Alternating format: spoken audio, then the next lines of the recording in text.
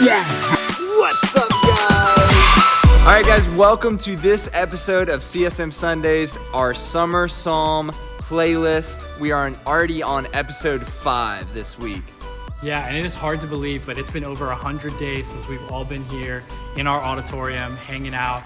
But we are so excited about July 12th, our outdoor gathering extravaganza. It's gonna be amazing. We're gonna have teaching, worship, snacks, fun, just an incredible time out on the ball field, all together, regathering over 100 days, and we're finally back. It's time. And speaking of worship, we're gonna have some of your favorite guys from the Winter Retreat band that played this year. We're gonna have a stage out on the ball field with lights. It's gonna be a bash. We're gonna play all your favorite songs. Every one of them. Maybe not all your favorite songs, we've been there for a long time. We're gonna play some of your favorites, and yeah, we're just gonna have a great time singing and partying together. If you didn't get the opportunity to go to Winter Retreat, or you just love the sessions, think about one of the sessions from Winter Retreat. That's gonna be pretty much what this event is. It's one of those sessions from Winter Retreat, but outside on the ball field. As we do this event, we also want to make sure that we're keeping everybody safe and healthy. And so we're going to go over kind of what that's going to look like for everybody right now. Here's everything you need to know about our outdoor event to make sure that you stay safe and healthy and we have a great time. The first rule is this: no touching. No! Second thing is we want to keep a safe distance 6 feet apart from each other. Keep your distance, and remember, no touching. Make sure you bring your own blanket or lawn chair for you to sit on. Only people from the same family can sit on the same blanket. And remember, no touching. Bathrooms will be available down here in our CSM cafe, and we'll make sure that those are clean and safe for all of you to use. And just a general kind of life principle, no touching. We're gonna have a drop-off and pickup zone right by the ball field, so make sure you come in the east entrance, go down the outer loop of our parking lot. You can either park or drop off your kids there. We'll have it coned off so that you'll know exactly where to drop off and pick up. And let's just make sure there's no touching as well. We'll have some pre-packaged snacks, and whoever handles those will have face masks and gloves so that we're all safe. And as you're eating those snacks, remember, no touching. Finally, we will not be requiring anybody to wear a mask since we'll be outside, but if you want to wear one, feel free to bring your own. Oh, and I think I forgot to mention no touching. So there you go. There are just some basic guidelines. We want to make sure that everybody stays safe and stays healthy. But guys, this is going to be the biggest event of the summer. We are going all out for these outdoor gatherings. It's going to be huge. You're not going to want to miss it. Make sure you're there July 12th, 7 till 9 p.m. on the ball field. It's going to be amazing. If you have any questions, feel free to reach out to us. If it rains, don't worry. We'll still be able to do it in our auditorium, but we'll let you know on the day, July 12th, 7 to 9. It's going to be incredible. Can't wait to see you all there.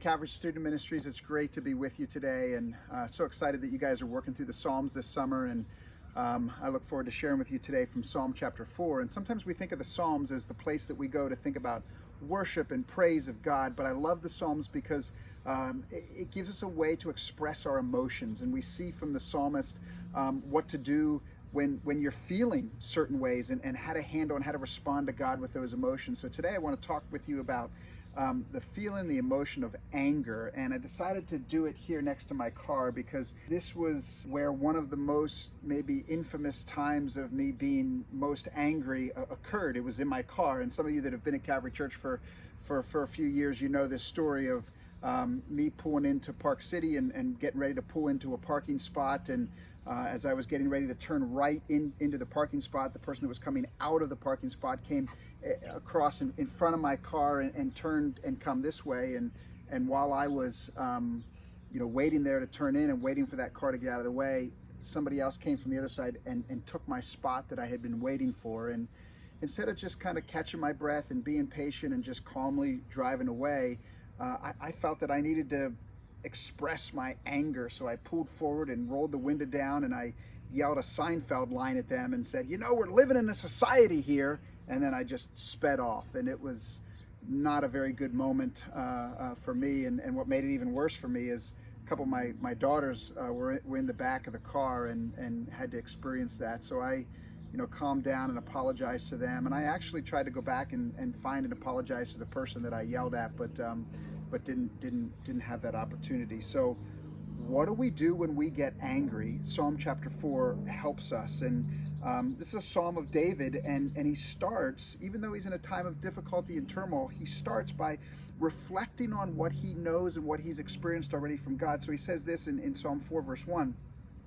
He says, "Answer me when I call, O God of my righteousness. You have given me relief when I was in distress. Be gracious to me and hear my prayer." So before talking and expressing his anger, he comes in and expresses what he knows to be true of God. And it's actually something that he's done before. Notice the tenses. He says, "You've given me relief when I was in distress." I've come to you before when I've been in difficult times, and you've been gracious and you've been faithful and you've heard my cry. And in verses 2 and 3, David actually then expresses to others, to those that are involved, and he expresses what he's feeling towards them. But then he gets to verse 4 and he starts talking to himself, and self-talk is a good thing to do, particularly when we are feeling angry. He says this in verse 4. He says, "Be angry," in a sense talking to himself, "and do not sin." So in a sense, the emotion, the feeling of anger is not wrong, but when we do get angry, maybe it wasn't wrong that I felt the emotion of anger that day in the parking lot, but by acting on it, that's when the sin took place. Why do we get angry? When our goals are blocked, that's what happened to me that day in the parking lot. When our expectations aren't met, when our rights are violated, when we think something's unfair, or maybe when we're just being selfish. Maybe that's something for you to think about and even talk about with your family or your student group. To say, when is it that I get angry? What makes me angry? And what David says, he says, think about that. Ponder in your own hearts. This is the middle of verse 4. Ponder in your own hearts and on your beds and be silent. Think about what makes you angry. And when you do get angry, stop and pause and reflect. And before you act and before you do something significant that would be inappropriate, pull back and stop and think. And he says, not only think about what's the right thing to do the right thing. Verse 5, offer right sacrifices and put your trust in God. So before we lash out in our anger, stop, pull back, think about what it is that's made us angry, and think about the right way to respond. And then in verses 6 through 8, he just brings great perspective. He says, there are many who say, who will show us some good? Lift up the light of your face upon us, O Lord. You have put more joy in my heart than they have when their grain and their wine abound. He says, look, there's things that are going to happen in life, circumstantial things in life, good things, bad things. Some things will bring joy, some things will bring frustration and sadness and anger and whatever it might be. And he comes at the end with this perspective and he says, God, anything that would happen temporal, whether it's good or bad, doesn't compare and doesn't relate to what I get and what I have because of my relationship with you. And then in verse 8, he finishes this way, and he says, in peace I will both lie down and sleep. For you alone, O Lord, make me dwell in safety. You alone, nothing else. You alone, God, make me dwell in safety. You alone bring the perspective that I need. And as a result, I'm able to lie down in peace and sleep. Man, if we're angry, it's difficult to even fall asleep. But when we understand the perspective of who God is and what God has done and what he means and what he is to me, we can take a step back and understand, even in the midst of difficult circumstances, that we can have peace. So I trust and I pray that you will learn from me, learn from my mistakes, the mistake that I made of lashing out because I was angry, and I just needed to take David's advice and David's perspective that we find here in verse 4. Be angry and do not sin. Ponder in your own hearts and be silent. In peace lie down and sleep. For you alone, O Lord, make me dwell in safety. Let's pray. Father God, thank you so much for the perspective that the Psalms bring us. a perspective to help us understand what to do and how to deal with our emotions, particularly that emotion of anger. So Father, when we feel that it's coming on, help us to pull back and to not react and not overreact, but to think about what makes us angry and think about what is the right way to respond in spite of how we might be feeling. And may we come back to that big picture. Life is going to throw us lots of curveballs and lots of ups and downs, but when we understand who you are and what you've done for us, it brings us peace. And that's what we trust in. In Jesus' name, amen. Guys, this week's challenge is a hide and seek challenge. So we're gonna be hiding some sweet CSM retro shirts as well as an Amazon gift card around the Calvary Church property. And we're gonna give you a couple clues on where to find them. Okay, I know it's Wednesday and the gift card is probably already gone, but I thought I'd look in the rocks anyway, so. And my mom's waiting for me. Didn't find anything. Well, I tried.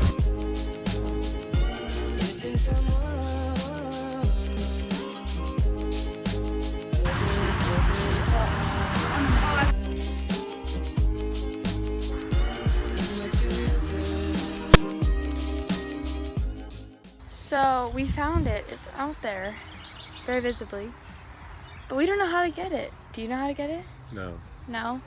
We have a stick that's like, how long? Like 3 feet? Not like anything that's gonna help. I do not want to go swimming.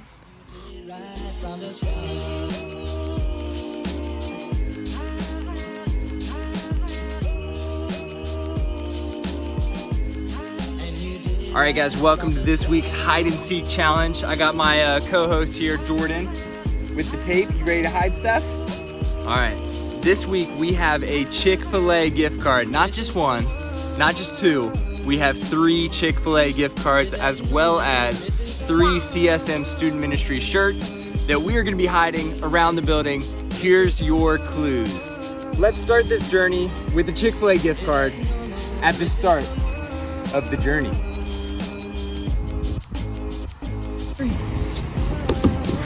If you want to find a gift card to Chick-fil-A, it's somewhere in this shot. You either have to look high or low. That should tell you everything you need to know. Here's your clue for this one. This time I'm gonna let Jordan hide this shirt somewhere behind us, but it will be at Jordan's height. So be looking low for Jordan's height. How tall are you? Are you tall? Are you big? Yeah? Ready? Say go. Go! One of Jordan's favorite activities is throwing rocks into the pond. If you pick the correct pond, somewhere right in here, there will be this Chick-fil-A gift card with a rock hidden by Jordan. Go fish. Disgusting. Look for some rocks. My life consists of vlogging, vlog, also vlog. What's up, guys? Welcome to vlog number 2. This is a highly awaited vlog that you guys have just been asking for.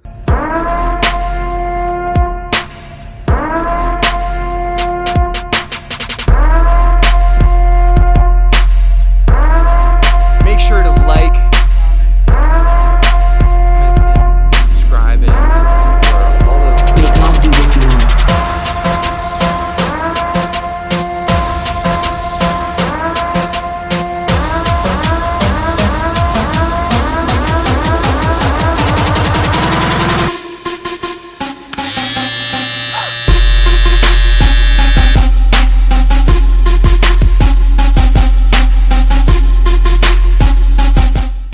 All right, guys, that is all the time we have for you in this episode. Thank you for watching. Thank you for engaging with the content.